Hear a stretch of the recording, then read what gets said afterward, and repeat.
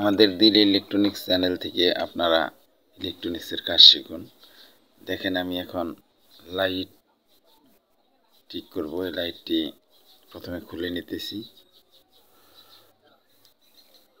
লাইটটা চার্জও হয় না, জ্বলতেছে না।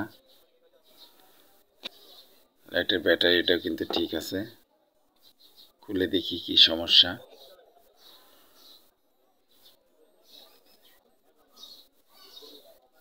এটা একটু টান দিয়ে খুলতে হবে। খুলে দুই দিকে ফাঁকা করে সার্কিটটি বের করে দেখি।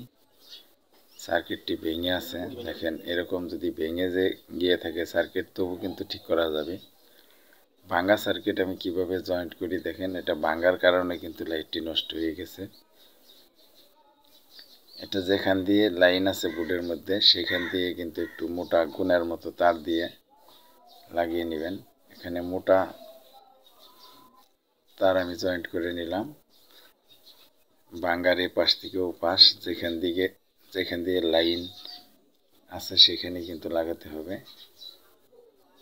দেখেন আমার এই পাশ থেকে ওই পাশে যে জয়েন্ট ছিল সেখান দিয়ে কিন্তু আমি একটু মোটা তার দিয়ে লাগিয়ে দিতেছি। এটা রেজিস্ট্যান্স বা রেকটিফায়ারের যে লেগগুলো থাকে সেইগুলো দিয়ে লাগাবেন। রেকটিফায়ারের মাথা লাগালে কিন্তু একটু মোটা থাকে, শক্ত হয়ে যাবে। আমি একটা জয়েন্ট এই সাইড দিয়ে দিলাম, আর একটা জয়েন্ট ওই সাইড দিয়ে, দুই সাইড দিয়ে দুইটা জয়েন্ট করালাম। নেগেটিভ পজিটিভ কিন্তু সকেটের জয়েন্ট দেখে মিলিয়ে লাগাতে হবে। হয়ে গেছে লাগানো।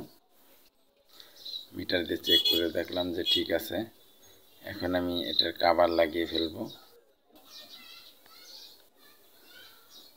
আমি এখন এটা লাগাইতেছি। আমাদের দিল ইলেকট্রনিক্স চ্যানেলটি সাবস্ক্রাইব করে রাখবেন, যাতে আপনাদের আমরা ভালো ভালো ভিডিও দিতে পারি।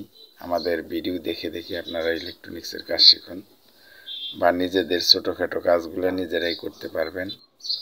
বাড়িতে পড়ে থাকা লাইট যদি এরকম ভালো ভালো লাইট যদি অল্প সমস্যায় পড়ে থাকে, সেগুলো নিজেও ঠিক করতে পারবেন। আমি যেভাবে এটার কাজ করলাম সেভাবে লাগাবেন। এখানে কিন্তু সামনে প্যাচ দিয়ে লাগানো থাকে। প্যাচটা কিন্তু আমি আবার লাগিয়ে দিলাম। এখন মাথাটা লাগিয়ে ফেলবো।